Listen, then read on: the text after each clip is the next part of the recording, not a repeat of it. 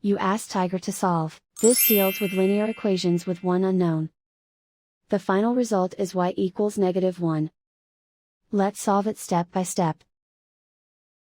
Group all constants on the right side of the equation. Add 29 to both sides. Simplify the arithmetic.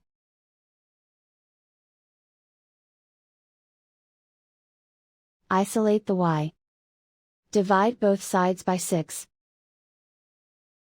Simplify the fraction. Find the greatest common factor of the numerator and denominator. Factor out and cancel the greatest common factor. And so the final result is y equals -1.